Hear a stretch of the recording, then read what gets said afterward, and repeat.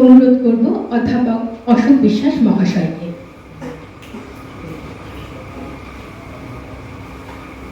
শুভ সন্ধ্যা।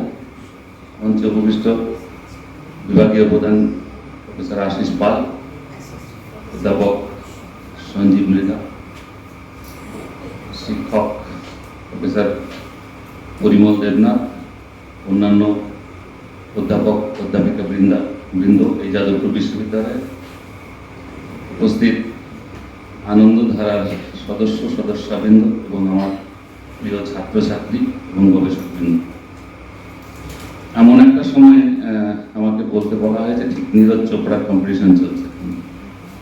আমরা কিছুক্ষণ আগে ফার্স্ট রাউন্ডটা দেখছিলাম, গ্রুপ এ সম্ভবত, সেখানেও একজন ভারতীয় 9th প্লেসে ছিল প্রিলিমিনারি রাউন্ডে, দুটো থ্রো হওয়ার পর।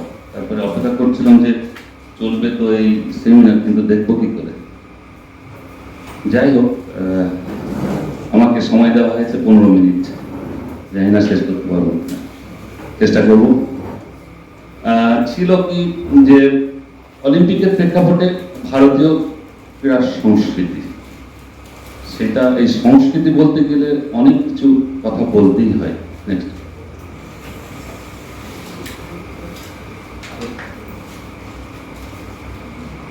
from ancient roots to modern glory. Ancient বলতে অনেকদিন আগেকার কথা, ভারত তো অতি পুরনো একটা সাংস্কৃতিক দেশ, যেখান থেকে অন্যান্য দেশগুলো উন্নয়নশীল উন্নততর দেশ, তারাও কিন্তু এগুলোকে ফলো করে ভারতীয় কালচারকে। আমরা সেই জায়গাতে পৌঁছতে পারিনি হয়তো। দেখি কতটুকু আমরা ভারতের ক্রীড়া সংস্কৃতিটাকে ধরে তুলতে পারি। এই ছবিগুলো বেশিরভাগই মহিলা, এটা আমাদের ভালো লাগবে। সবাই সাফল্য পেয়েছে তাদের নিজস্ব ইভেন্টসে। প্রথম যে ব্যক্তি মিলখা সিং, আমরা নিশ্চিত ভাগ মিলখা সিং দেখেছি, এবং শেষ এখানে আজকে যে কমপ্লিট করছে গত অলিম্পিকে সে স্বর্ণপদক দেখেছি। পিটি ঊষা এমন একজন ব্যক্তিত্ব, এশিয়ান কান্ট্রিতে তাকে স্প্রিন্ট কুইন বলা হতো, মিলখা সিংকে উড়ন্ত শিখ বলা হতো। আর পিটি ঊষা, যেটা আমরা অনেকেই চিনি না, বিশেষ করে যারা নতুন প্রজন্ম, তার 1984 সালে, আমরা তখন ইয়াং, 1 সেকেন্ডকে 0.1 এর জন্য, মানে 1 ভাগের জন্য উনি ব্রোঞ্জ মেডেল পান। এটা আমরা হয়তো জানি না। মিলখা সিং এর অবস্থাও তাই, বলা হয় যে পেছনের দিকে তাকানোর জন্য হয়তো হয়নি। যাক, আমরা দেখি যে কিভাবে এখন আমরা এই অবস্থাতে এলাম। সত্যি কি জার্নিটা সহজ ছিল? জানি না কটা পুরস্কার আমরা এই অলিম্পিকে পাবো। এনসেন্টের কথা আমরা দরকার নেই। 2022 সালে এমন একটা পরিস্থিতি দাঁড়ালো, এশিয়ান কান্ট্রির ভিতরে 107টা পুরস্কার পাওয়া গেল, সব থেকে বেশি। তাতে মনে হলো যে ক্রীড়া সংস্কৃতি হয়তো এবার আরেকটু মাথা চাড়া দেবে, যেটা আমরা একবিংশ শতাব্দীর প্রথম দিকে দেখতে পেয়েছিলাম, এবং একবিংশ শতাব্দীর শেষের দিকে। 35টা, এখনো পর্যন্ত 35টা মেডেল পেয়েছি আমরা। প্রথম, আমি এটা বলবো যে স্বাধীনতার পরবর্তী ক্ষেত্রে বলবো, তার আগে আমাদের বলা যেতে পারে, কিন্তু আমি বলবো না, যেহেতু আমরা পরাধীন ছিলাম তখন।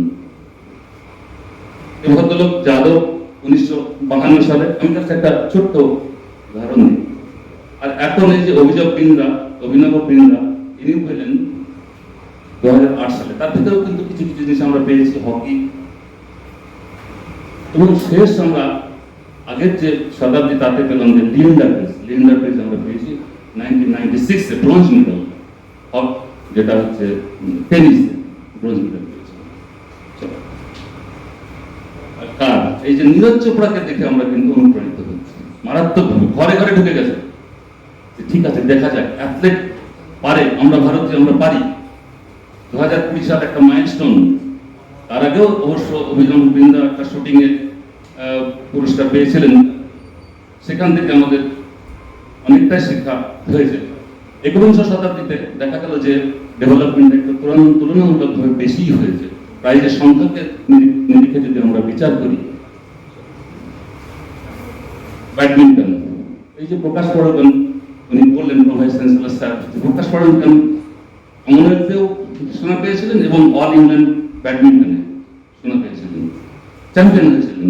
আমরা তখন যুবক, চারটেখানি কথা না, অনেকদিন পর পুরুলিয়া গোপীচাঁদ পেলেন এবং দেখা গেল যে অনেকগুলো নাম চলে এলো ব্যাডমিন্টন থেকে। বর্তমানে আমরা লক্ষ্য সেনকে বলছি, লক্ষ্য সেন প্রথম ভারতীয় যে ব্যাডমিন্টনে কোয়ার্টার ফাইনালে সিঙ্গলসে উঠল, এটা অত্যন্ত গর্বের। তার মানে ব্যাডমিন্টনের ক্ষেত্রেও কিন্তু আমরা একটা করে দেখছি যে সমস্ত ইভেন্টে পাচ্ছি না, কতগুলো যেগুলোতে গভর্নমেন্ট এবং কিছু স্টেক হোল্ডার্স তারা সহযোগিতা করছে, তাদের কারণেই কিন্তু আমরা পারফরমেন্স পাচ্ছি। আমি এই ছেলেটাকে জানি, ডক্টর সেনকে জানি, যখন ছোট ছিল তখন ঠিক 8-9 বছর বয়সে একটা ন্যাশনাল চ্যাম্পিয়নশিপে দেখেছিলাম পয়েন্ট পাস করছে আর চোখ দিয়ে জল বেরোচ্ছে, তার বাবা তাকে মুছিয়ে দিচ্ছে চোখের জলটা মুছিয়ে দিচ্ছে। সেই ডক্টর সেনকে ইন্ডিয়ান অয়েল স্পন্সরশিপ নিল 20 অলিম্পিককে টার্গেট রেখে, এবং ঠিক তাই দেখা গেল যে স্পন্সরশিপের ফল হিসেবে লক্ষ্য সেন ট্যালেন্ট আছে ঠিক, কিন্তু কে সহযোগিতা করতে হবে। তো সারা গ্রাম অঞ্চলে, ভারতবর্ষের বিভিন্ন গ্রাম অঞ্চলে কিন্তু ট্যালেন্টের অভাব নেই, সংস্কৃতি নেই, ক্রীড়া সংস্কৃতি নেই আমাদের, যার জন্য আজকে আমাদের এরকম পরিস্থিতি। ঘরে ঘরে জন্মাতে পারে লক্ষ্য সেন, নীরজ চোপড়া, পিভি সিন্ধু, সাইনা নেহওয়াল, এরকম অনেক নাম আছে। আমি আরো কয়েকজনকে আমার প্রত্যক্ষভাবে মিট করার সুযোগ হয়েছে। সাইনা নেহওয়ালের কোচিং দেখেছি, সেখানে দিনে 3 ঘন্টা করে 9 ঘন্টা কোচিং হতো পুরুলিয়া গোপীচাঁদের একাডেমি। তার ইনফ্রাস্ট্রাকচার, তার অধ্যাবসায় বললে হবে না যে আমরা কিছুই পারি না, পারছি তো। প্রথম রাউন্ডে গিয়ে আমরা হেরে আসতাম। এই যে দেশগুলো ছিল থাইল্যান্ড, তারপরে মালয়েশিয়া, জাপান, চায়না, এরাই কিন্তু এশিয়ান কান্ট্রিতে রাজ করত। এখন ভারতবর্ষ রাজ করছে। কারণটা কি? গোপীচাঁদ একাডেমি। কারণ আছে আরো, এই গোপীচাঁদ একাডেমির অনুকরণে ভারতবর্ষে আরো 10-12টা একাডেমি তৈরি হয়ে গেছে। অ্যাথলেটিক্স এই একটা জায়গা যেখানে আমাদের কিন্তু একটু ঘাটতি আছে, এবং সব থেকে বড় কথা যে আমরা কিছুতেই ধ্যান দিচ্ছি না, সুযোগকে কাজে লাগাচ্ছি না। নীরজ চোপড়া যখন চ্যাম্পিয়ন হলো তখন আমরা কিন্তু তাকে নিয়ে নাচানাচি শুরু করে দিলাম, পুরস্কারের পর পুরস্কার, কিন্তু তার এই জার্নিটা অত সহজ নাকি? আমার এখনো মনে আছে, ব্যক্তিগত অভিজ্ঞতা থেকে বলছি, স্কুল ন্যাশনালে সেদিন বলছিলেন আমাদের একজন সাংসদ, ন্যাশনালে যেতে হয় বাথরুমের ধারে শুয়ে, সম্ভবত আসানসোলের এমপি, ওয়ার্ল্ড কাপে খেলেছিলেন ওই যে ক্রিকেটার কীর্তি আজাদ। সেদিন লোকসভাতে বলেছেন যে কিভাবে যাই আমরা জানি, এখনো তাই অবস্থা। আমার বিশ্ববিদ্যালয়ে অনেকটাই ভালো, অনেকটাই সুযোগ সুবিধা দেওয়া হয়, বিভিন্ন ক্ষেত্রে বিভিন্ন কম্পিটিশনে যাওয়ার জন্য ইভেন প্লেনেও নিয়ে যাওয়া হয় আমার বিশ্ববিদ্যালয়ে। এমনও দেখেছি যে নেই, চলো প্লেনেই যাবো, কিন্তু এই সুযোগগুলো তো দিতেই হবে, না দিলে কি করে হবে? নেক্সট, এগুলো অনেক ইতিহাস, এগুলোকে নিয়ে আমি খুব বেশি বলছি না। কয়েকটা জায়গাতে আমরা একদম এমটি হ্যান্ডে ঘুরেছি, কিছু পাইনি। প্রচুর সদস্য গিয়েছে কিন্তু কিছু পাইনি। একটা নির্দিষ্ট 12 বছর 16 বছর কোনো কিছু পাইনি। 80 পর পেলাম আমরা 96, 80তে মস্কো অলিম্পিকে স্পেনকে 4-1 হারিয়ে আমরা পেলাম, 4-3 হারিয়ে। আমরা তখন যুবক, তারপরে লিয়েন্ডার পেয়েছি। তার মানে কত বছর? 16 বছর কেটে যাওয়ার পর আমরা একটা তীর্থের কাকের মতো ঘুরে বেড়ালাম যে কখন একটা পাবো।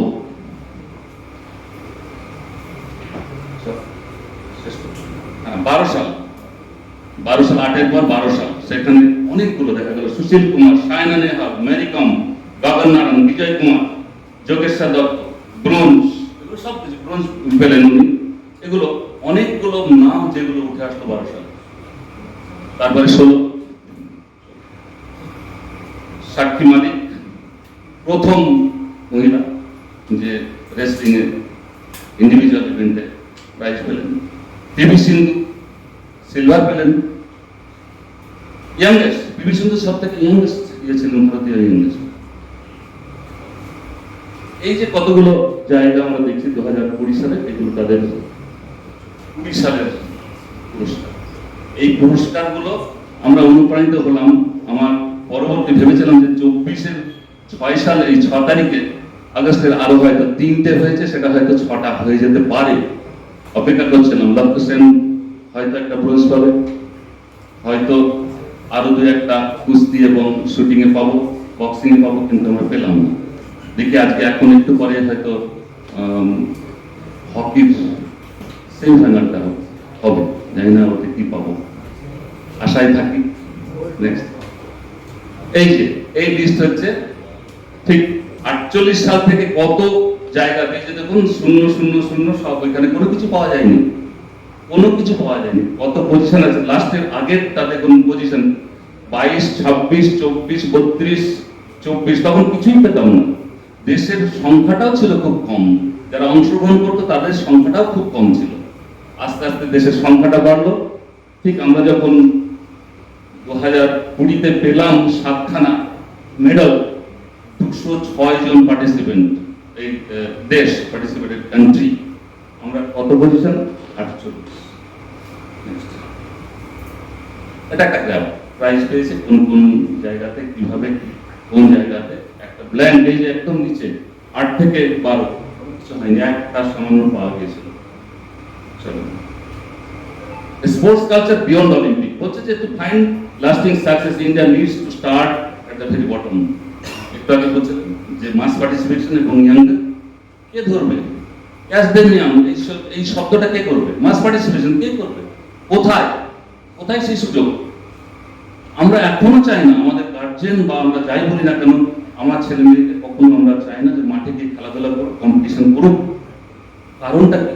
সবাই চাই পজিশন পাক, একাডেমিক ক্ষেত্রে পজিশন পাক।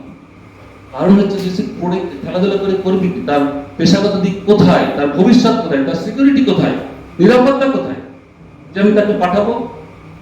আজকে কিন্তু হরিয়ানাতে ঘরে ঘরে সবাই চাইছে যে স্পোর্টস কালচার, এবং সবাই চাইছে তার ছেলে মেয়েকে স্পোর্টসে দিতে। আমি মণিপুরে গিয়েছিলাম, মণিপুরের সমস্ত ছেলে মেয়েরা বিকেল বেলায়, ইভেন বয়স্করাও মাঠে যান।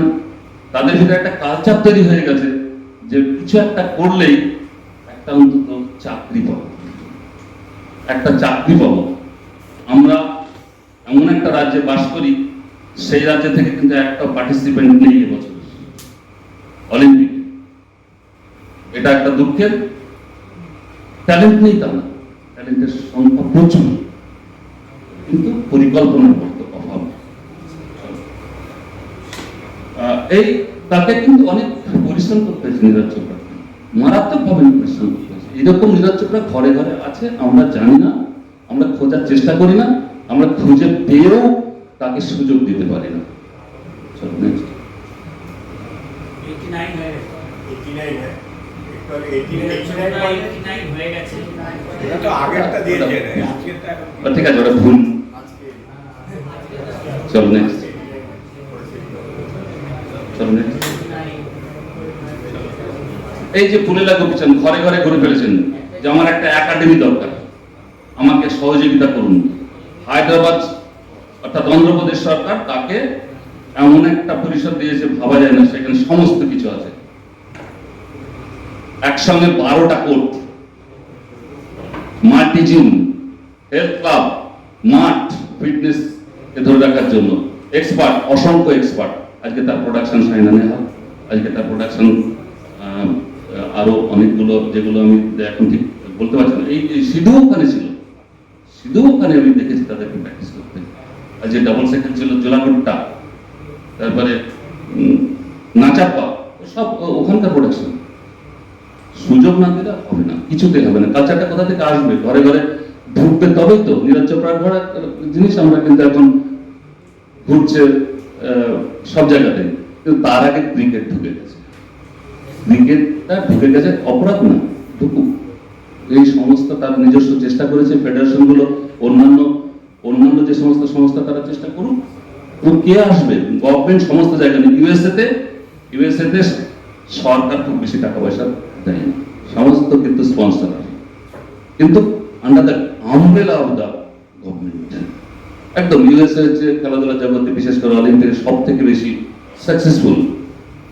একটা সময় ছিল চায়না 1984 সালে যখন লস অ্যাঞ্জেলসে অলিম্পিক হলো, প্রাইজ পেত না, তখন তারা ডিসিশন নিল যে আমরা সমস্ত খেলাধুলাতে অংশগ্রহণ করবো না, কিছু কিছু ক্ষেত্রে সিলেক্টিভ, এবং 2000-এর টার্গেট 2000 পর থেকে আমরা অলিম্পিকে আসবো।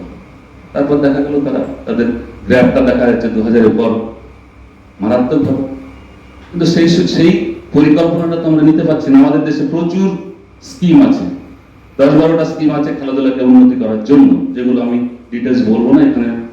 যেমন খেলো ইন্ডিয়া একটা, তার মাঝে শুনেছিলাম পাইকা, আরো এরকম অসংখ্য স্কিম ভারতবর্ষে আছে।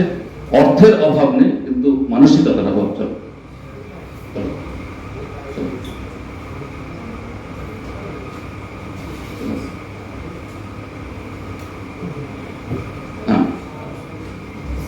এই স্কিমগুলো আমাদের বর্তমান ভারতবর্ষে আছে। বিভিন্ন ক্ষেত্রে বিভিন্ন অ্যাঙ্গেল দিয়ে করা হয়, কাউকে ক্রীড়া ক্ষেত্রে, কাউকে কোচেসদের, কাউকে একদম গ্রাসরুটে, বিভিন্ন এনজিওতে এই স্কিমগুলো দিয়ে তাদেরকে অনুপ্রাণিত করা হয় যে তোমরা খেলাকে আরো বেশি দেশের বিভিন্ন প্রান্তে ছড়িয়ে দাও। কিন্তু পরিকল্পনাটা সঠিকভাবে নেই। একটা সময় হয়েছিল এনএসকে আমরা এখনো জানি, কিন্তু কোচেসরা বিভিন্ন জায়গাতে সারা ভারতবর্ষে ছড়িয়ে যাবে তার ব্যবস্থা কিন্তু হলো না, অ্যাপয়েন্টমেন্ট নেই। নেক্সট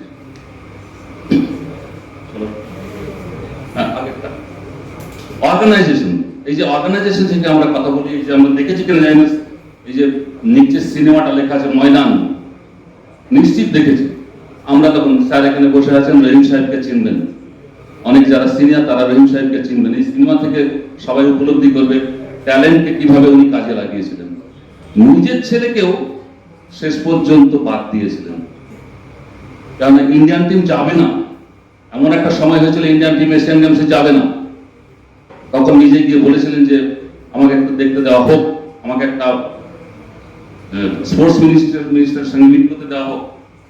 জোর করেই ঢুকেছিলেন, বলেছেন ঠিক আছে, সংখ্যাটা কমিয়ে দিন আপনারা, সম্ভবত 16 জায়গায় 2জনকে নিয়ে যেতে হবে, এই 2জনকে বাদ দিতে হবে। নিজের ছেলেকে বাদ দেওয়া হয়েছে, নিজের ছেলেকে উনি বাদ দিয়েছিলেন। সেই সিনেমাতে দেখাচ্ছেন যে তার ছেলে বলছে কি রে তুই কিছু বলিসনি, ছেলেকে বলা হয়েছে, বলছেন হ্যাঁ বলতেই পারি, তুমি একজন বাবা হিসেবে আমাকে বাদ দাও না, একজন কোচ হিসেবে বাদ দিয়েছো। এরকম অনেক কোচ আছে যারা দারুণ ভাবে গ্রামে গঞ্জে কোচিং করে বেড়ায়। একজন নাম আমি খুব ভালো করে বলি, যে বিখ্যাত নাম্বিয়ার, পিটি উষার কোচ নাম্বিয়ার, উনি পিটি উষাকে তৈরি করেছিলেন। কিন্তু দুঃখের বিষয় আমরা তাকে সঠিক সুযোগ দিতে পারি না। বলা হয় যে তাকে যদি ইউরোপিয়ান কান্ট্রি বা ডেভেলপ কান্ট্রির সমস্ত সুযোগ সুবিধা দেওয়া হতো তাহলে কিন্তু উনি অনেক মেডেল আনতে পারতেন, কিন্তু আমরা পাইনি, যে কোনো কারণে হোক।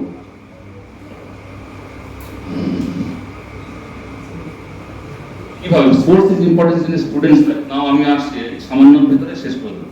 স্টুডেন্ট লাইফে অনেক কিছু যদি আমরা খেলাধুলাকে ঠিক মতো ইন্ট্রোডিউস করে দিতে পারি, বিশেষ করে এলিমেন্টারি থেকে ইউনিভার্সিটি লেভেল পর্যন্ত প্রত্যেককে সঠিকভাবে কাজে লাগাতে পারি। কি হতে পারে ফিজিক্যাল এন্ড মেন্টাল হেলথ, এটা খুবই জরুরি। সে আমার খেলাধুলাতে পারফরমেন্স হই বা না হয়, খেলাধুলাতে এগুলো ডেভেলপ হয়। আর কি empower student with life skill, কি করতে হবে, কোথায় কি করতে হবে, কখন কি করতে হবে, কেন করতে হবে, সেগুলো শেখায়। Empower student learn time management and discipline. এটা তো সবাই জানি, আমার ছাত্রছাত্রীরা বিশেষ করে যারা টাইম ম্যানেজমেন্ট কিভাবে করতে হয় জানি না, ঠিক মতো জানে কিনা। Improve leadership and team building qualities. অবশ্যই টিম বিল্ডিং কোয়ালিটি এবং লিডারশিপ, নেতৃত্ব দানের ক্ষমতা, সে যে ক্ষেত্রেই হোক না কেন। Winning and losing is a part of the game. সে নিজস্ব জীবন এর ক্ষেত্রেও কিন্তু এটা অত্যন্ত, হারলে তো জিতবো, তাতে কি এসে গেছে। বুস্ট সেলফ কনফিডেন্স, আত্মবিশ্বাস বাড়ে, কিন্তু কোথায় সেটা? অনেক কিছু জিনিস আছে যেগুলো খারাপ, খেলাধুলাতে অংশগ্রহণের মাধ্যমে অনেক কিছু জিনিস আছে যেটা খারাপ। টাইম লস, ইনজুরি, তার ভিতরে কয়েকটা জায়গা, কিন্তু অসংখ্য ভালো জিনিসও আছে।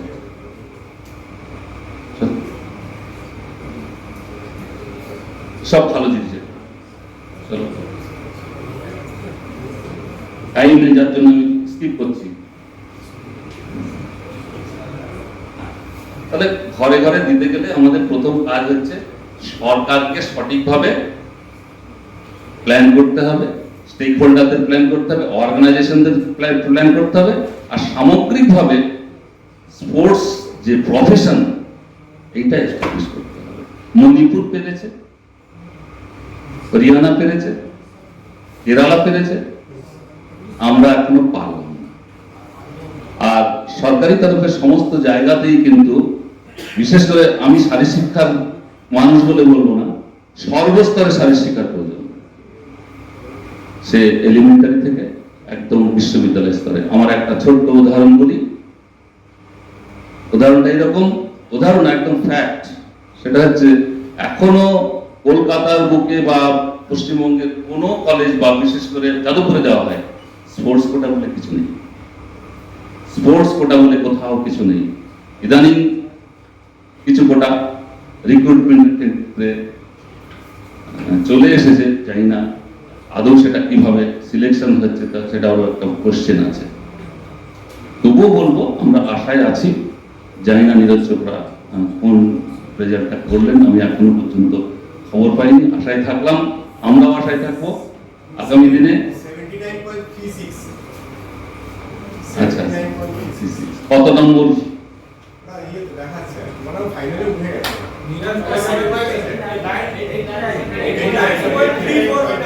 89.34 হয়ে গেছে। বাস বাস, তাহলে থ্যাংক ইউ।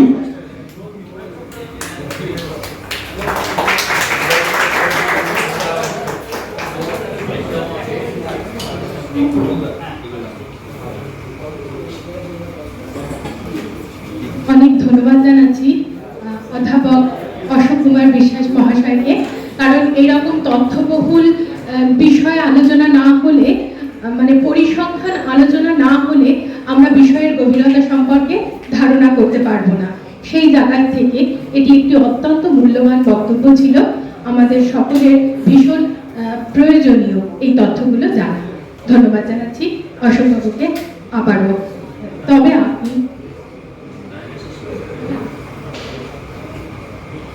আমি এবার অনুরোধ করব অধ্যাপক সঞ্জীব মৃধা মহাশয়কে।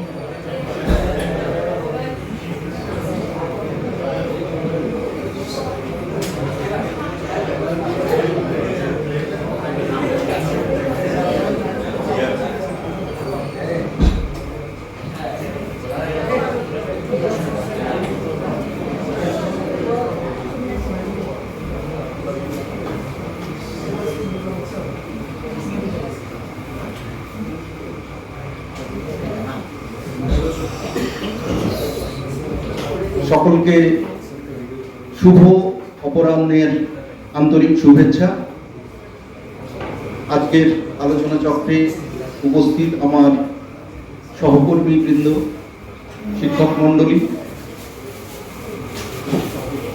অশোকনগর আনন্দধারার যারা তরফ থেকে রয়েছেন, সকলকে আমার যথাযোগ্য সম্ভাষণ, ছাত্রছাত্রীদের এবং সমস্ত সুধীমণ্ডলীকে আমার যথাযথ অভিবাদন জানিয়ে আমার বক্তব্যের বিষয় আমি শুরু করছি। অলিম্পিকের প্রেক্ষাপটে ভারতীয় সংস্কৃতি, এটাই হচ্ছে আজকের আলোচনা চক্রের আলোচ্য বিষয়।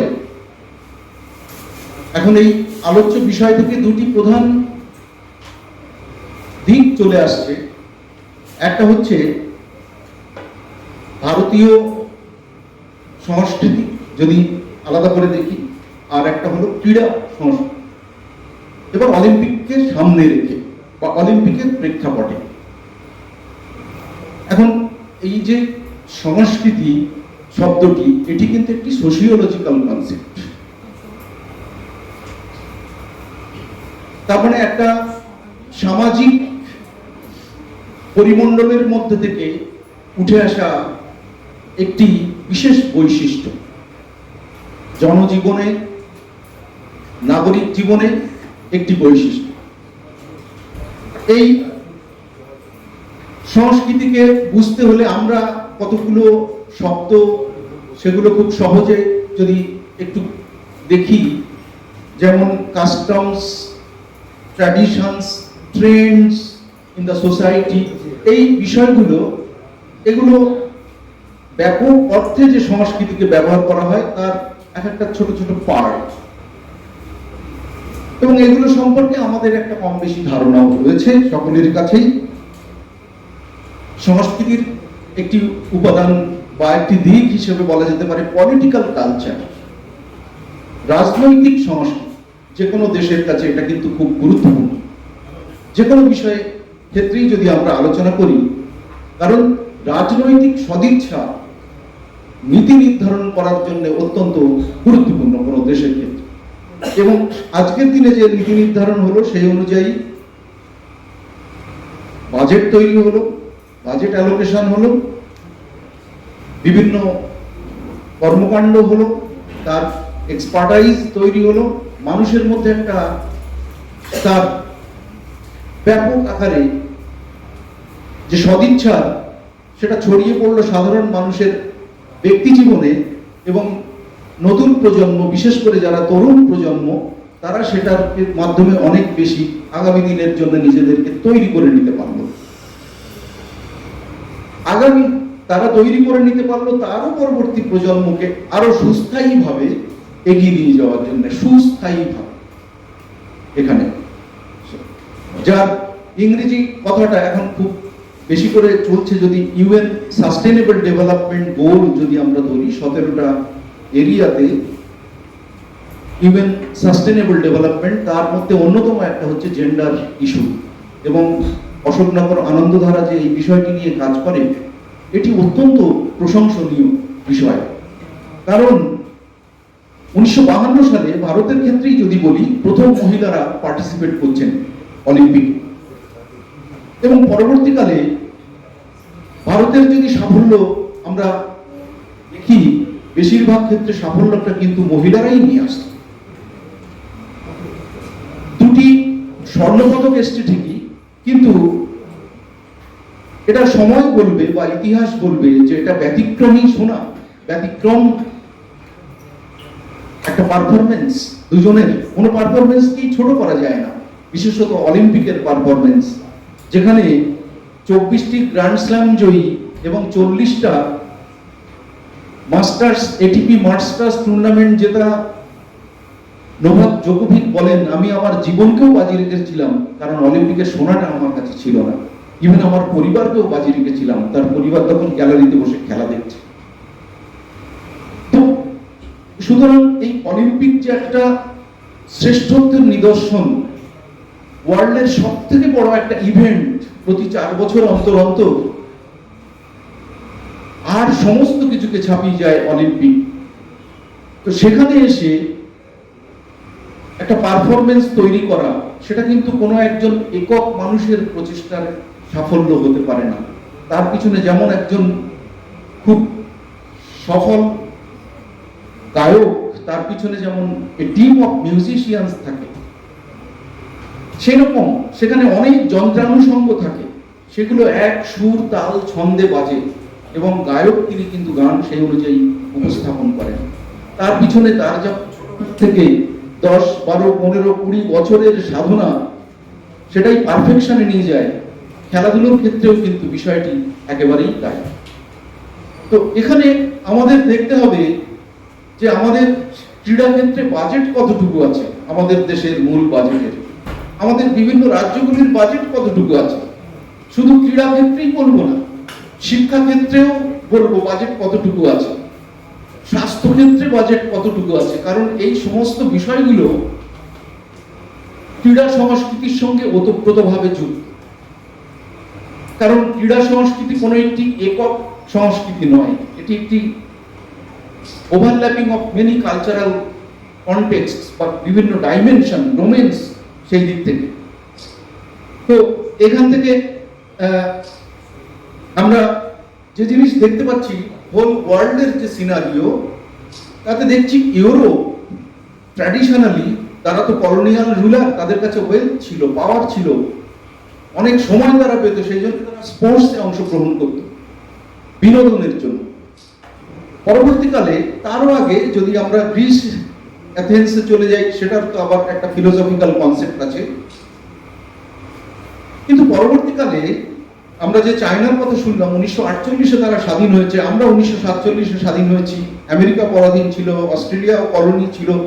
এরকম ভাবে সমস্ত জায়গা যখন তারা আস্তে আস্তে আস্তে আস্তে নিজেদের সেই পরাধীনতার শৃঙ্খল থেকে ভেঙে বেরিয়ে এসেছে, শুধুমাত্র নিজেদের পলিটিক্যাল ফ্রিডমটাই তারা পেয়েছে তা না, তাদের মধ্যে কিন্তু সাংঘাতিক রকমের কালচারাল ট্রান্সফরমেশন হয়েছে, পার্টিকুলারলি স্পোর্ট কালচারের ক্ষেত্রে। এটা কিন্তু একটা খুব ভাবার বিষয়। এবং চায়নার ক্ষেত্রে এই যে কেন স্পোর্টসকে বা অলিম্পিককে এত গুরুত্ব দেওয়া হচ্ছে, কারণ স্পোর্ট কেন জরুরি বা স্পোর্ট কেন দরকার সাধারণ মানুষের জন্য, একটা হলো যে এটা ফিজিক্যাল এবং মেন্টাল হেলথ মানুষের খুব ভালো লাগে, সেটা আমরা পার্টিসিপেট করি কিংবা আমরা যদি দেখিও। কারণ পৃথিবীর সব থেকে বেশি মানুষ খেলা দেখে যদি হয়, স্পোর্টকে দেখে, তাহলে ভারতবর্ষের মানুষই দেখে।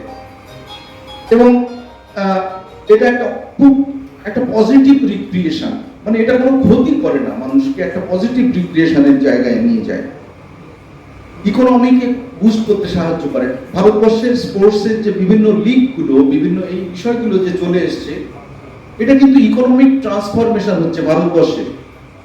এবং একটা বিষয় যদি আমরা খেয়াল করে দেখি, এই অলিম্পিকের ক্ষেত্রেই, অলিম্পিকগুলো আগে 1984-এর আগের সমস্ত অলিম্পিক যাদের অর্গানাইজ করতে হতো, অ্যামেচারিজম ছিল এবং সেটা গভর্নমেন্ট ফান্ড থেকেই ব্যবহার করা হতো।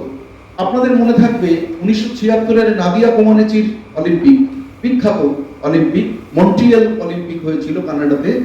মন্ট্রিয়াল শহরটি দেনার দায়ে ডুবে গেছে, কারণ গভর্নমেন্ট যখন এই ধরনের প্রোগ্রাম করে তখন একটা হিউজ তার এক্সপেন্ডিচার থাকে। সেইখান থেকে বেরিয়ে এসেছে 1984 সালের লস অ্যাঞ্জেলেস অলিম্পিক। সেখান থেকেই কিন্তু এই অলিম্পিকের স্পন্সরশিপ এবং অ্যাডভার্টাইজমেন্ট চালু হয়েছে। সেটা নিয়ে প্রচুর দ্বন্দ্ব ছিল, কিন্তু সেই দ্বন্দ্বকে অতিক্রম করে তারা সেটা করতে পেরেছে। তা না হলে অলিম্পিক গেমের সামনে ভবিষ্যৎ দিয়ে ছিল একটা আশঙ্কার মেঘ, যে এটাকে কেউ অর্গানাইজ করতে চাইছে না। এখন আবার যে বিষয় দেখা দিয়েছে যে অলিম্পিককে অর্গানাইজ করতে হলে একেবারে আধুনিক যদি ট্রেন্ড দেখা যায়, 2012 সালের লন্ডন অলিম্পিক প্রথম হয়েছে, যখন যদি উইমেন এম্পাওয়ারমেন্টের কথা বলি, উইমেন পার্টিসিপেশনের কথা বলি, যে টিম, যে দেশ, তাদের মহিলা অ্যাসোসিয়েশন, আমাদের পুরুষদের জন্য যে অ্যাসোসিয়েশনগুলো রয়েছে, যেমন আইসিসি, তাদের ক্রিকেটের জন্য আমাদের যদি বিসিসিআই ছেলেদের জন্যও টিম করে, মহিলাদের জন্যও টিম করতে হবে, তবেই আইসিসি টুর্নামেন্টে খেলতে পারবে। ঠিক তেমনি ভাবে আইওসিও এই জেন্ডার ডিফারেন্সকে ডিসক্রিমিনেশন থেকে বেরিয়ে আসার জন্য 2012 সালের অলিম্পিক থেকে যদি আমরা দেখি, আজকে 2024-এর অলিম্পিকে আপনারা দেখুন 50-50 মহিলা এবং পুরুষদের পার্টিসিপেশন। এটাও কিন্তু সাংস্কৃতিকগতভাবে একটা সাংঘাতিক রকমের উত্তরণ জেন্ডার ডিসক্রিমিনেশন থেকে বেরিয়ে আসা। যেমন আপনারা যদি লক্ষ্য করে দেখেন, উইম্বলডন টেনিসের যার ফার্স্ট র্যাঙ্ক যিনি করেন, টেনিস যিনি জেতেন গ্র্যান্ড স্ল্যাম, তারও যা প্রাইজ মানি, একজন মহিলা তারও প্রাইজ মানি একই। বিসিসিআই গত বছর থেকে এটা ইন্ট্রোডিউস করেছে ইন্ডিয়াতে। প্রত্যেক ম্যাচ, টেস্ট ম্যাচ, পুরুষদের জন্য যা হবে মহিলাদের জন্য একই তার প্রাইজ মানি বা তার যে ম্যাচ ফিজ যেটা বলি, সবই এটা জেন্ডার ইকুয়ালিটির প্রশ্ন। এবং স্পোর্টসের থেকে আর কোনো ভালো মিডিয়াম নেই, যে মিডিয়াম একটা মানুষকে ইকুয়ালিটি গ্রাউন্ডে সব থেকে এনে দাঁড় করাতে পারে, irrespective of one's caste, creed, religion and gender. একটা ছোট্ট দেশ, জনসংখ্যা 1,80,000, সেন্ট লুসিয়া এতদিন আলোচনার কেন্দ্রবিন্দুতেই আসেনি। সেন্ট লুসিয়া আমরা হয়তো একটু নামটাম শুনেছি, ওয়েস্ট ইন্ডিজের একটা দেশ, 617 বর্গ কিলোমিটার এরিয়া। আমার মানে ওয়েস্ট বেঙ্গলের জেলা দিয়ে দেখছি কোন জেলার এরিয়া ওর থেকে কম, খুঁজে পাইনি। তো এই 617 square kilometre area Saint Lucia দ্বীপ বিখ্যাত হয়ে গেল, কারণ সেখান থেকে জুলিয়ান আলফ্রেড অলিম্পিকে 100 মিটারে দুদিন আগে রেকর্ড ব্রেক করে সোনা পেলেন এবং প্রথম ওই দেশ অলিম্পিকে মেডেল পেল। 101,80,000-এর পপুলেশন। জাস্ট ভাবলেও অবাক লাগে, কিন্তু একটা অদ্ভুত বিষয় আছে এখানে, কতগুলো জিনিসকে অ্যাকসেপ্ট করতে হবে যে ওই সেন্ট লুসিয়া দ্বীপ এরপরে যেটা হয়, ওখানে প্রচুর ট্যুরিজম হয়, ওরা ট্যুরিজমকে প্রমোট করবে। কারণ বিখ্যাত হয়ে গেল রাতারাতি এই জুলিয়ান আলফ্রেডের জন্য। ঠিক যেমন নাদিয়া কোমানেচি, আপনারা যদি নাদিয়া কোমানেচির লাইফ হিস্ট্রি পড়েন, নাদিয়া কোমানেচি রোমানিয়ার, তারা যখন দেনার দায়ে ডুবে গেছিল, তখন নাদিয়া কোমানেচি সেই দেনার দায়ে ডুবে যাওয়া দেশকে উদ্ধার করার জন্য তার যে একক প্রচেষ্টা, সেই প্রচেষ্টাকে কাজে লাগিয়ে কিভাবে রোমানিয়া বেরিয়ে এসেছিল সেই অর্থনৈতিক রিসেশন থেকে। তো এরকম ভাবেই জুলিয়ান আলফ্রেড, যেটা গুলিয়ে ফেললে হবে না বলে আমি যে কথাটা ছেড়ে এসেছিলাম, সে কিন্তু সেন্ট লুসিয়াতে ট্রেনিংটা করেন। প্রাথমিক ট্রেনিং সবগুলো হয়েছে সেন্ট লুসিয়াতে, তারপরে হয়েছে টেক্সাস ইউএস এর ইউনিভার্সিটি, এবং তার কোচ হচ্ছে কানাডিয়ান, তিনিও অলিম্পিয়ান। কেন আমি এই কথাটা বলছি, যে আমাদের অশোকবাবু বলেছেন যে ছেলেমেয়েরা আজকে প্রকাশ পাড়ুকন বা এই যে আমি গোপীচাঁদের একাডেমি, চেতনানন্দের একাডেমি যখন গেছি, প্রচুর অভিভাবকের সঙ্গে কথা বলেছি যে তাদের ছেলে মেয়েদের পড়াশোনাটা কিভাবে হয়। সারা পৃথিবীতে এটা একটা ইস্যু, যারা স্পোর্টকে ক্যারিয়ার হিসেবে তৈরি করতে চাচ্ছে, what is their secondary vocation. কারণ স্পোর্ট তো ধরে নেওয়া যেতে পারে অন অ্যাভারেজ 30 বছর অবধি সে না হয় পার্টিসিপেট করলো, তারপর সেই জন্য খুব ইম্পর্টেন্ট আমেরিকা বা পৃথিবীর সমস্ত উন্নত দেশগুলোতে, আমি কেন বাজেটের কথা বলছিলাম এবং কনসার্টেড এফোর্টের কথা বলছিলাম, সমস্ত উন্নত দেশগুলোর ইউনিভার্সিটিগুলোর মাঠটাই ইন্টারন্যাশনাল লেভেলের মাঠ। সেখানে পড়াশোনার জন্য খেলাধুলোকে বিসর্জন দিতে হয় না, খেলাধুলোর জন্য পড়াশোনাকে বিসর্জন দিতে হয় না। এবং বহু সায়েন্টিস্ট আপনারা হয়তো দেখেছেন, তাদের পেশা, যারা সায়েন্টিস্ট তারা আবার টোকিও অলিম্পিকে গোল্ড মেডেল পেয়েছে, তারা ল্যাবে কাজ করেন। আমি যখন ইউরোপের বিভিন্ন দেশে স্পোর্ট আমাদের যে ল্যাবগুলোতে গেছি ইন্টারাকশন করতে, পারফরমেন্স ল্যাব, বহু মানুষ আছেন যারা অলিম্পিকে পার্টিসিপেট করেছেন এবং অ্যাট দ্য সেম টাইম তারা আবার পড়াশোনা করে স্পোর্টকে দেখছেন। যেমন একটা খুব ভালো এক্সাম্পল, আমি নিরাশ হচ্ছি না ভারতের ব্যাপারটা পুরোটা এই কারণে, ভারতের যে আশার দিকগুলো, যে আজকে আমরা বলছি হরিয়ানা থেকে অনেক মহিলা পার্টিসিপেট করছে এবং অনেক স্পোর্ট পার্সন তৈরি হচ্ছে। কারণ 1982 সালের এশিয়ান গেমসে আমাদের ইন্ডিয়ার যিনি ক্যাপ্টেন ছিলেন ভলিবলে মহিলাদের, তিনি ফিজিক্যাল এডুকেশনের অধ্যাপিকা, মানে পরবর্তীকালে এরকম ভাবে প্রচুর ট্রেন কোচ মহিলা তারা কেরল, হরিয়ানা এই জায়গাগুলোতে আছেন। সেজন্য কোচ, মহিলা কোচ এবং অ্যাথলিট, এটাও কিন্তু হোল ওয়ার্ল্ডে একটা সাংঘাতিক রকমের ইম্পর্টেন্ট জায়গা। তো সেই ব্যাকআপ সিস্টেমটা তাদের আছে বলে সেখান থেকে কিন্তু উঠে আসতে পারছে। এবং খুব ইম্পর্টেন্ট বিষয়, আপনারা যদি আমাদের আইপিএল বা বিভিন্ন খেলার যারা প্রথিতযশা সারা পৃথিবীতেই উঠে এসেছেন, প্রথমেই কিন্তু কেউ এসে নাম্বিয়ারের কাছে বা কপিল দেবের কোচ যেমন ফিজিক্যাল এডুকেশন টিচার, প্রত্যেকের কিন্তু ওই আইডেন্টিফিকেশনটা আছে। ধোনিরও তাই, আমাদের সুস্মিতা সিংহ রায়েরও তাই, সোমা বিশ্বাসেরও তাই, সবার কিন্তু প্রথম আইডেন্টিফিকেশনটা হয়েছে ফিজিক্যাল এডুকেশন টিচারের কাছে। তার ট্যালেন্ট তিনি বুঝতে পেরে তাকে সঠিক জায়গায় পৌঁছে দিয়েছেন। 1978 সাল থেকে ইউনেস্কো ফিজিক্যাল এডুকেশন এবং স্পোর্টসকে ফান্ডামেন্টাল রাইট বলে ডিক্লেয়ার করেছে। তার কারণ কি? স্পোর্ট যেভাবে মানুষকে ডেভেলপ করতে পারে, যেভাবে ন্যাশনাল ইন্টিগ্রেশন তৈরি করে, যেভাবে ইন্টারন্যাশনাল রিলেশনশিপ তৈরি করে, ব্যক্তি মানুষের ঊর্ধ্বে উঠে সমষ্টি মানুষ হয়ে উঠতে শেখায়, সেটা আর কোনো মাধ্যম এত সুন্দরভাবে ইন্টারাকশনের মধ্যে দিয়ে শেখায় না। গতকালকে দেখছিলাম যে রিলে, মহিলাদের রিলের মেডেল প্রাইজ গিভিং সেরেমনি হচ্ছে। যিনি মেডেল দিতে এসেছেন তিনিও একজন মহিলা।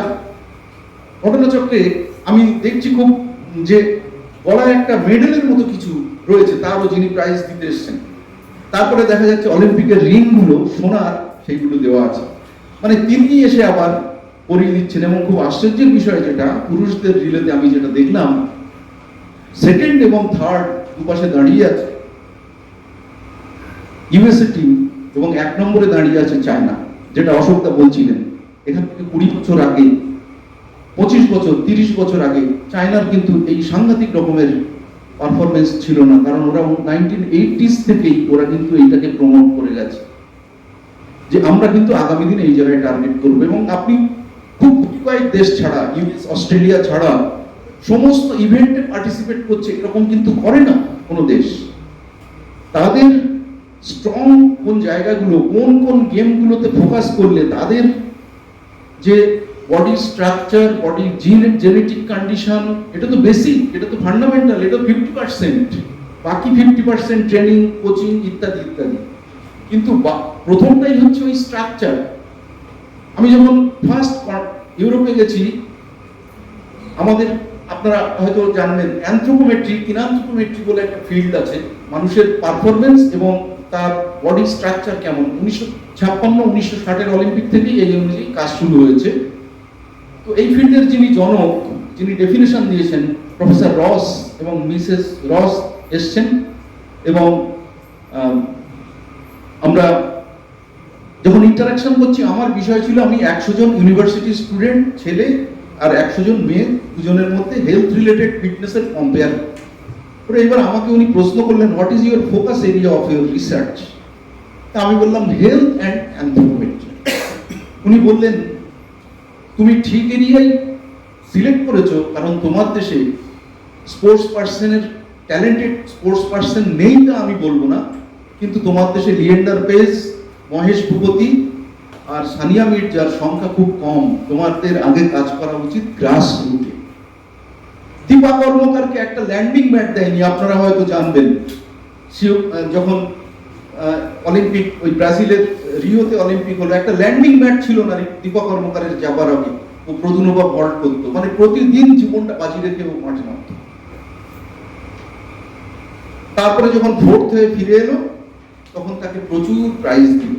আমাদের কথা হচ্ছে, আমাদের গভর্নমেন্ট কিন্তু অনেক খরচ করছে, কিন্তু সেই খরচটা এমন জায়গায় করতে হবে যেন সাস্টেইনেবল ডেভেলপমেন্ট হয়।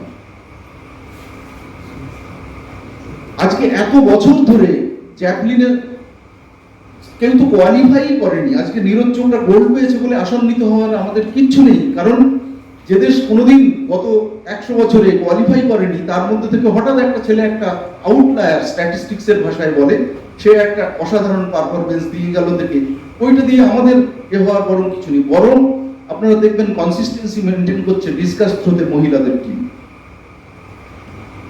তাহলে এইরকম ভাবে আমাদের কিন্তু প্রত্যেকটা জায়গায় এরকম ভাবে ফোকাস করতে হবে। আমি বেশি সময় নেব না, কারণ এবার আমি সব জায়গা থেকে এসে বলি, ক্রিকেট কেন জনপ্রিয় হচ্ছে। 1980 প্রকাশ পাড়ুকোন, আমরা বেশ ছোট, কিন্তু আমরা জানলাম যে প্রকাশ পাড়ুকোন একটা দারুণ কাজ করেছেন। ব্যাডমিন্টন, সেইখান থেকে প্রকাশ পাড়ুকোন, আপনারা হয়তো বিজয় Amritraj hall of fame award দিয়েছে তাকে, তার আউটস্ট্যান্ডিং কন্ট্রিবিউশন তার জন্য। টেনিসে, লন টেনিস, কিন্তু অনেকদিন ধরে ওই মাপের প্লেয়ার আমাদের আসছিল না। প্রকাশ পাড়ুকোনের পরে আসছিল না। 1983 Prudential cup, Kapil Dev captain, জিতলো। তারপরে শুধু ওইটা জিতলো না, পেনশন এজেস কাপ 84 জিতলো। 1987 ওয়ার্ল্ড কাপ। পরপর লাগাতার সাকসেস পেতে পেতে আমরা কিন্তু ক্রিকেটের দিকে শিফট করে যাচ্ছে আমাদের ইন্টারেস্ট। তা না হলে আপনারাই যারা এখানে সিনিয়র আছেন, আমার থেকে বা আমার থেকে বড় যারা আছেন, আমার মতো যারা আমার থেকে অভিজ্ঞ বড়, যখন রোভার্স কাপ বোম্বেতে খেলা হতো, সমস্ত বোম্বের ফিল্ম ইন্ডাস্ট্রির তারকারা রোভার্স কাপ দেখতে মাঠে আসতেন। ব্যাবন স্টেডিয়ামে কিন্তু অত ভিড় করতে আসতেন না, আপনাদের নিশ্চয়ই মনে থাকে। এই প্রসূন ব্যানার্জি, সৈয়দ নঈমুদ্দিন, গৌতম সরকার, সুব্রত ভট্টাচার্য, এদেরকে দেখার জন্য এইসব মাঠে আসতো। এদের কি ক্রেজ তখন মাঠে। কিন্তু কেন ক্রিকেট এই জায়গায় যেতে পারলো, আমরা অন্যগুলো পারলাম না? কারণ সিএবির সঙ্গে আমি দীর্ঘদিন কল্যাণী বিশ্ববিদ্যালয়ে থাকার সময় থেকে আমরা যেহেতু টাই আপ ছিল সিএবির, আমরা জানতাম যে, এবং আপনারাও জানেন এটা, জগমোহন ডালমিয়া হচ্ছেন সেই মানুষ যিনি ট্রান্সফর্ম ঘটালেন। শুধুমাত্র ওই সাহেবদের দেশ থেকে ওদের ক্ষমতাটা কেড়ে আনলেন তা নয়, ভারতবর্ষের ক্রিকেটের ইনফ্রাস্ট্রাকচার ডেভেলপ করার জন্য Jagmohan Dalmiya one and only person, যিনি সামনে থেকে লিডারশিপটা দিলেন। যখন আরো এখান থেকে 10 বছর আগে, তখন সৌরভ আমাদের সিএবির ক্যাপ্টেন হয়েছে প্রেসিডেন্ট। ভিশন 2020 এই মুহূর্তে বেঙ্গলে 100টা ওয়ার্ল্ড ক্লাস পিচ আছে, আমি মাঠ বলবো না, পিচ, যেটা বেসিক নেসেসিটি ব্যাটসম্যান বা বোলারের জন্য। সেজন্যই কিন্তু এরকম ভাবে সারা ভারতবর্ষে আছে। আপনারা ধরুন আন্ডার 14 একটা ছেলে আমাদের দক্ষিণ 24 পরগনা থেকে বেঙ্গল টিমে চান্স পেল, কলকাতা থেকে একজন পেল, নদিয়া থেকে একজন পেল, প্রত্যেকেই আলাদা আলাদা কোচের কাছে অনুশীলন করে। কিন্তু ওরা যখন স্টেট টিমে এলো, আলাদা আলাদা কোচ, কিন্তু গাইডলাইন আছে, সেটাকে বিসিসিআই ওই গাইডলাইন তৈরি করে তার কাছে পাঠিয়ে দিয়েছে এবং সেই কোচদেরকে ট্রেন করিয়েছে বিসিসিআই করে। এরকম ইউনিফর্ম ট্রেনিং প্যাটার্নের মধ্যে দিয়ে বেঙ্গল টিমে গেলে সে কিন্তু আলাদা করে ট্রেনিং করছে না, সে যখন আন্ডার 14 ইন্ডিয়াকে রিপ্রেজেন্ট করছে আলাদা ট্রেনিং করছে না, সেম ট্রেনিং প্রোগ্রাম। এটা জার্মানিতে হয়, পৃথিবীর সমস্ত উন্নত দেশে, চায়নাতেও এই মডেলটাই ফলো করে। তাহলে এখানে আমি একরকম ভাবে এক কোচের কাছে একরকম ট্রেনিং হচ্ছে, আমাকে নিয়ে গিয়ে আরেক রকম ভাবে সেই ট্রেনিং প্রোগ্রামটা করানো হলো, এবং সমস্ত ডেটা তার সম্পর্কে, সে কি খেতে ভালোবাসে, কখন ঘুমোতে ভালোবাসে, কখন বিশ্রাম নেয়, এভরিথিং তার সম্পর্কে থাকবে। কারণ একজন চ্যাম্পিয়নকে তৈরি করতে গেলে তাকে কিন্তু সাফিসিয়েন্ট সাপোর্ট সিস্টেমে সোসাইটি দেওয়া দরকার, এবং ইমিডিয়েট সোসাইটি হলো তার ফ্যামিলি, তার বাবা মা এবং তার নিয়ার বাই ফ্যামিলিজ। একটা এতে সাকসেসফুল হন, আমাদের 3টে ব্রোঞ্জ হয়েছে, আমরা বলছি না না না ভালো হয়নি, আমাদের ভালো হচ্ছে না, কারণ আগের বার বেশি হয়েছিল। না, ওই দৃষ্টিভঙ্গিতে আমি দেখবো কেন? তার কারণ আগে যখন আমাদের ইন্ডিয়া যেত, কোয়ালিফাই করতো না, তারপরে কোয়ালিফাই করা শুরু করলো, কোয়ালিফাই করা শুরু করতে করতে এখন কোয়ার্টার ফাইনাল, এখন সেমিফাইনালে কতজন যাচ্ছে, এইটাই হচ্ছে আসল সাকসেস। এবং ওদের জন্যে ওয়েদার এই প্যারেন্টিং, তাদের সেকেন্ডারি অকুপেশনের জন্য স্টেট এবং সেন্ট্রাল গভর্নমেন্ট, কারণ এই ব্যবস্থা কিন্তু ওই যে পলিটিক্যাল উইলের কথা ওই জন্য আমি বলেছি প্রথমেই আলোচনায়, এইগুলো লাগবে। এবং এতে কি হবে, দেশের ইকোনমি তৈরি হতে পারে, ট্যুরিজম ডেভেলপ করতে পারে, হেলথ ডেভেলপ করতে পারে, এডুকেশন ডেভেলপ করতে পারে, ট্রান্সপোর্টেশন, এগুলো ঘিরে সমস্ত কিছু। এই যে প্যারিসে গত 1 বছর ধরে ওরা এই জিনিসগুলো ওরা কিন্তু চর্চা করছে, এবং ওরা এই অলিম্পিককে ঘিরে ট্যুরিজম, আপনারা দেখেছেন প্যারিসের ওরা যে মশাল দৌড়টা, প্যারিসের মশালের যে দৌড়টা, ওটা তো ট্রাকে হতে পারতো, রাস্তায় হতে পারতো, সেন নদীতে সুন্দর একটা জাহাজে করে নিয়ে যেতে পারতো, নিয়ে যায়নি। প্যারিসের সমস্ত দর্শনীয় জায়গাগুলোর উপর দিয়ে দিয়ে দিয়ে নিয়ে গেছে, যাতে সাধারণ মানুষ ওই জায়গার অ্যাট্রাকশনে আবার ট্যুরিজম যায়। ওখানে সমস্ত সময় অন্তত 50% লোক ট্যুরিস্ট থাকে প্যারিসে। ওরা এইটাকে ঘিরে ট্যুরিজমকে ডেভেলপ করছে, এবং এখান থেকে ওরা 10 বছর আগে একটা ইউনিভার্সিটিকে দিয়েছে যে লন্ডন অলিম্পিকের সাকসেস দেখে অন্য সমস্ত অলিম্পিক এর আগে কিন্তু সাকসেসফুল হয়নি ইন টার্মস অফ তাদের ইনভেস্টমেন্ট এবং রিটার্ন। ওরা একটা শহর তৈরি করছে, ওরা মানে নগর পরিকল্পনা, আমাদের দেশেও তো নগরায়ন হচ্ছে, কিন্তু স্পোর্টসকে ঘিরে নগরায়ন তৈরি করা, এবং সেটা পিপিপি মডেলে, মানুষের টাকাতেই। ওদেরও ইস্যু আছে, এভিকশন ইস্যু, মানে ওখানে যে বসতি ছিল গেমস ভিলেজ, সেই জায়গা থেকে লোককে সরাতে হয়েছে। এই সমস্ত ইস্যুগুলো কিন্তু আসে। তো এই সমস্ত বিষয়গুলো নিয়ে যদি আমরা একসঙ্গে না ভাবি, তাহলে কিন্তু আমাদের সাফল্য আসবে না। কালচার কিন্তু অনেকটা বড় ব্যাপার, এবং স্পোর্টস কালচার, স্পোর্টস সবার মধ্যে ছড়িয়ে রয়েছে এইটাকে। সেই জন্য আমি কনক্লুশনে এই কথাটা বলবো যে আমাদের অলিম্পিক ভিজিবিলিটি এনে দেয়, প্রত্যেক 4 বছর অন্তর অন্তর আমাদের কাছে এসে ধাক্কা দেয় যে তুমি কিছু করো, কিছু ব্যবস্থা নাও, কিছু ইনিশিয়েটিভ নাও, এবং যার যেমন ইন্টারেস্টের জায়গা সে সেই জায়গা থেকে ট্রাস্ট করো, সোসাইটিকে এগিয়ে নিয়ে যাও। আমরা যারা একাডেমিশিয়ান, এটা নিয়ে যারা চর্চা করি, পড়াশোনা করি, আমরা কি এত বছরে গভর্নমেন্টকে কোনো পলিসি দিয়েছি, গভর্নমেন্ট ইমপ্লিমেন্ট করেনি বলে আমরা চলে যাচ্ছি? না, আমরা আমাদের রেসপন্সিবিলিটিটুকু ফুলফিল করার চেষ্টা করি। সেই জায়গা থেকেই আমাদের বিভাগীয় প্রধান যেটা বললেন, অলিম্পিক স্টাডি সেন্টার তৈরির মূল ভাবনা সেটাই, যে we want to give some policy to the government through hour academic observations, through hour academic research, academic programs. তো আশা করি আমাদের সকলের উদ্যোগে আমাদের এই দেশ আগের দিকে যাবে, কারণ সেটাই আমাদের কাছে সদর্থক জীবনযাত্রা এবং একটা আশার আলো বলে আমি মনে করি। সকলের কল্যাণ হোক, সকলের সর্বাঙ্গীন সুস্থতা এবং মঙ্গল কামনা। ধন্যবাদ।